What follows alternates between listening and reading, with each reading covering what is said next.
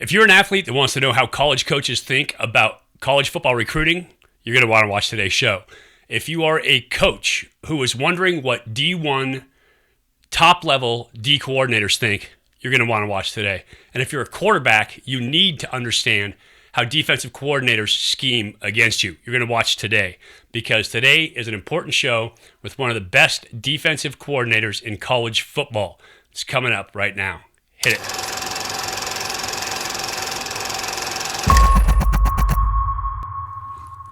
Hey everybody, welcome to Elite Athletes TV. This is the quarterback film room. And today we're talking to one of the top defensive coordinators in college football. It's going to be a great insight for coaches who want to understand more about how they play defense at the college level. It's going to be great for young athletes who want to know about recruiting and what coaches think about when they look at recruits. It's going to be great for quarterbacks especially, because you'll understand how defensive coordinators try to scheme you. Today we have Tim DeRuyter from Cal. He's one of the top defensive coordinators. He's been a head coach at the college level. He has really innovative schemes. And so you're going to learn a lot from our interview today. If you like what we're doing, please subscribe to the channel, hit the bell, share it out. We'd love for you to share it out with your friends, with your teammates, with your coaches. It'd be fantastic. Also, give us a thumbs up. And if you have any questions, please give us a comment down below. Let's start a conversation. Let's talk football. If there's anything I can help you with, I would love to do it. But right now, just before all this craziness broke out, I had a chance to sit down with Tim DeRuyter, and we talked football and especially defensive football. As a quarterback, I always thought it was really important to understand what's going on the defensive side of the ball. So we have one of the best defensive coordinators in the nation in college football right now, Tim DeRuyter from Cal. Coach, first, welcome to the show here. Well, thank you.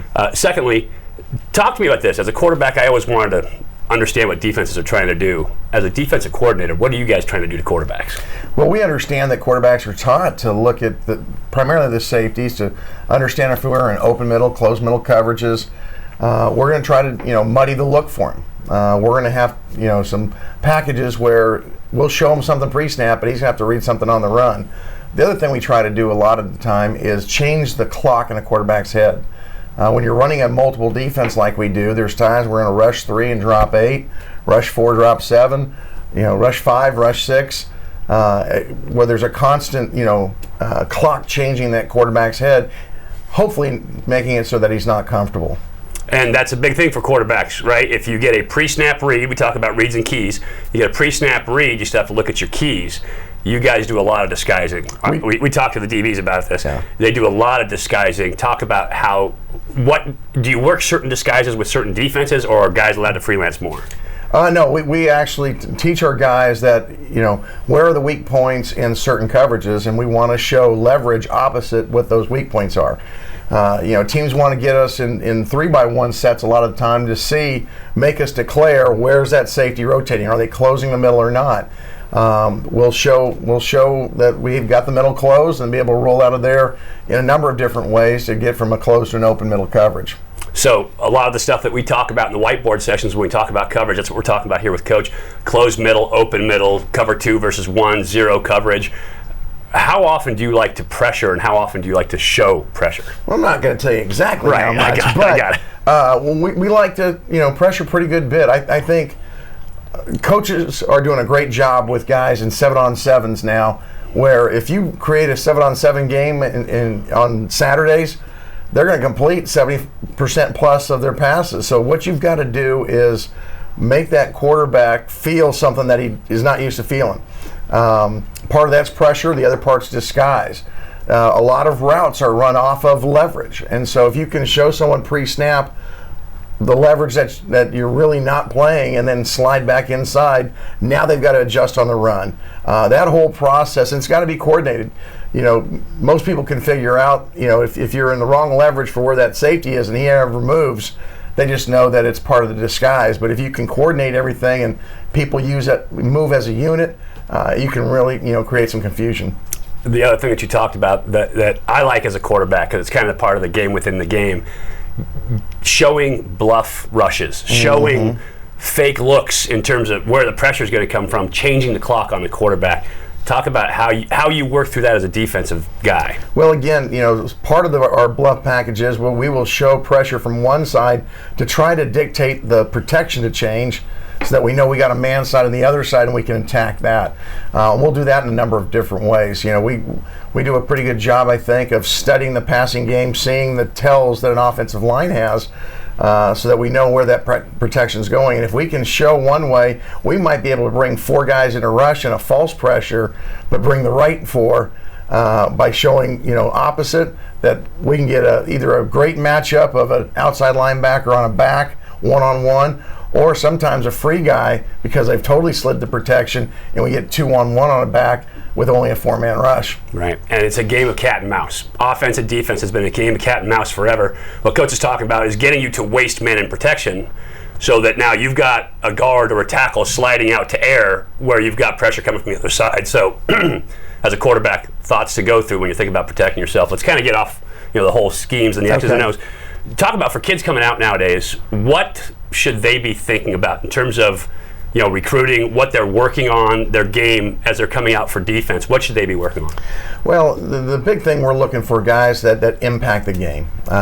So when you put your highlight together, it seems like there's always a prerequisite blindside hit where someone lets somebody out. We really don't care about that, but we kind of all go, dang, all right, he got his blindside hit in. But it's more about, if you're a front guy, are you affecting the passer? Do you have a get-off?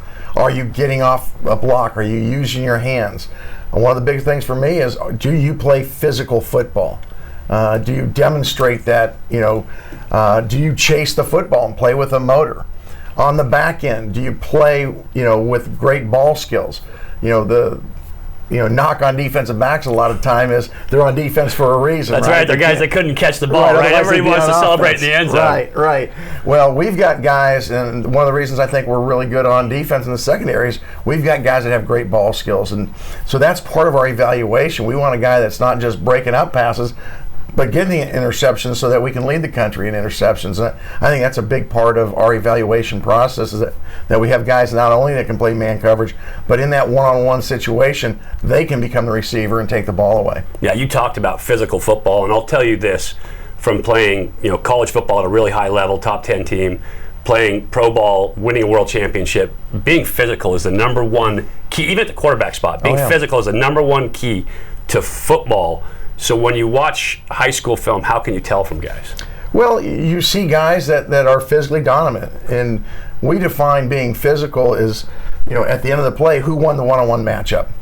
And if you're winning more than not, then you're typically a physical football player. But if you're someone who's catching the ball or catching the block and not finishing in a dominant position, that's an indicator to us that maybe you're not the physical player we need you to be. Right, and everybody wants that, like you said, the blindside hit, the big shot. Right. To me, that's not playing physical football. That's hey, taking a shot when you get one. But it's more the straining your body to get to the ball, straining to get off of a block, straining. When a running back is an eye-opening tackle, am I running my feet and driving him back, right, or am I catching him and letting him drive me? Right. It's the big three technique, though, right? It's the guy inside. It's the one. It's the nose. If you look at our defensive line numbering technique video, you can see this. But those guys playing big inside, can they absorb blocks? Can they take up blockers and keep the linebackers free? Back. Yeah. And we talk all the time about our sequence. Up front, we've got to defeat the blocker first, then find the ball carrier. Where young players get in trouble a lot of times, we've got some young guys out this spring, is they want to go find the ball, they get high, offensive linemen get their pads inside, their hands inside, and it's not going to be a good day for the young defensive lineman. Yeah, eyes go up and you get leveraged, and that's it. It's all over. Yeah, it's all over. Hard to be physical when you're looking for the ball carrier, not defeating the blocker. Really hard. Let's talk position by position. What do you need from linebackers? You're coaching linebackers right now. What do you need your linebackers to look like? What do you need them to think like? Well, number one, we're looking for highly productive guys that are smart football players. Again, a lot of things we do are dependent upon disguise. And so we're going to do things on the back end. And the way college football is today, you can't just be I'm a Mike linebacker, I play between the tackles. I've got to be an athlete. So a guy who, again, number one, he's got to be physical. He's got to be cerebral and understand what we're doing, because we're a multiple defense. We run a defensive package that's not unlike what guys are going to be expected to know and be able to execute if they want to play at that next level. We think we do a good job preparing them for that. So you've got to be able to bounce in and out of, hey, what's my leverage? Where's my help? If I'm an inside linebacker, there's always going to be guards, or tackles pulling on you. Where do I send that ball? Do I turn it back to my buddy, or am I spilling it out? Do I have an edge defender? So having the wherewithal to know in what coverage do I have help, and where do I need to send the ball is huge. And then finally, it's that physical, finish of a play. Are you a guy who's capable of getting to the point of attack and actually making that tackle in a physical way, or are you catching and hoping the guy goes down? Right. And then putting all that together, you evaluate that whole process. The final piece of that to me is we talk to our guys all the time about the 4 P's of takeaways, and it's population, getting guys running the ball, preparation, knowing what I do and knowing the opponent so I can play fast. It's physicality, going after and ripping, clubbing, being strong on the ball. But the final one is purpose. And young players have a hard time with this. And the reason we say purpose is our jobs as a defense is to take the ball away. It's not just to make a tackle. Right. And then when you get guys like Jordan Kanashik a year ago, he knew what to do. He studied, he was prepared, he was physical, and now that sense of purpose got to him where when he got to the ball carrier, he was physically going after the ball. And that's where you have that, that football player that's fully developed, that he can make plays. If we can find that in high school, then we're really excited about a young man. And that, it's really the key. And I talk about this all the time. Players who can think and learn globally, right? Not just my position, run, hit. Right.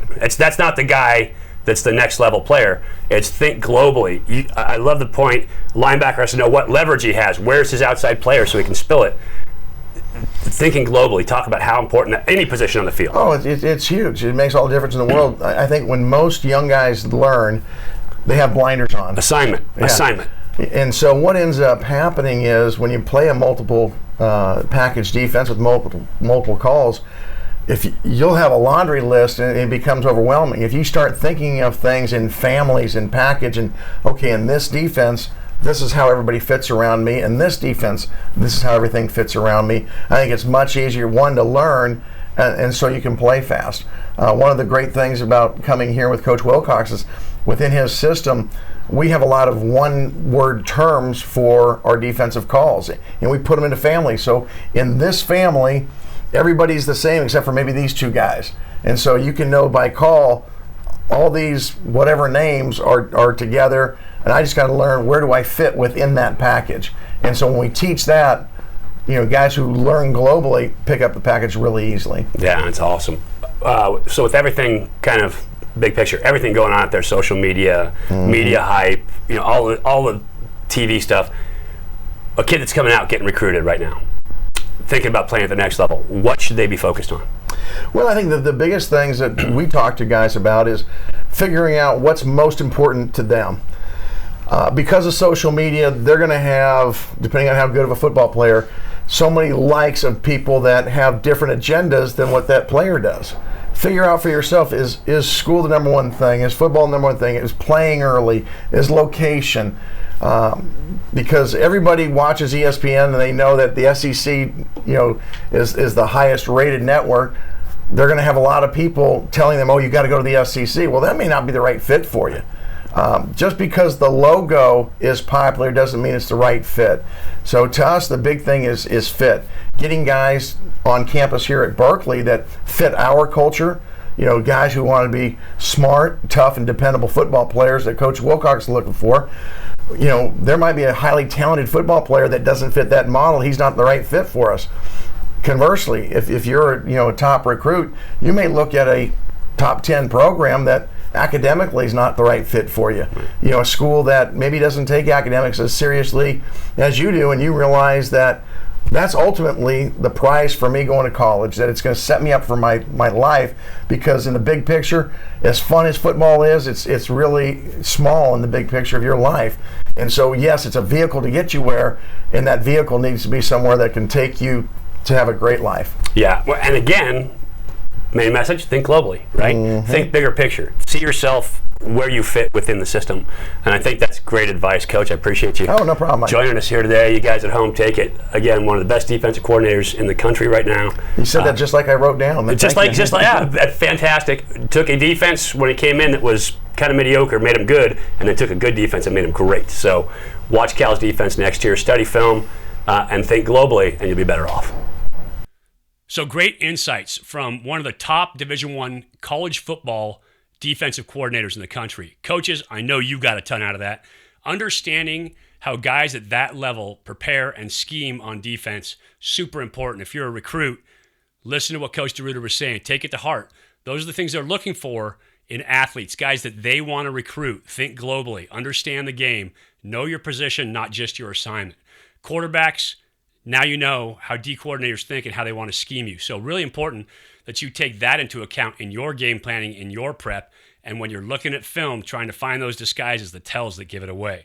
If you like what we're doing, please subscribe to the channel. Make sure you hit the bell so you get notified every time we have new content come out. Please give us a thumbs up and comment. Comment down below. I would love to start a conversation with you. My goal here is to transfer some of my 35 years of football knowledge at the college and pro level to you. And so if I can help you out, I would love to do it. Give me a comment. I can answer some questions and maybe even make you a video. I appreciate you watching. This has been Elite Athletes TV. Today was the quarterback film room. Now we know a lot better about defensive football.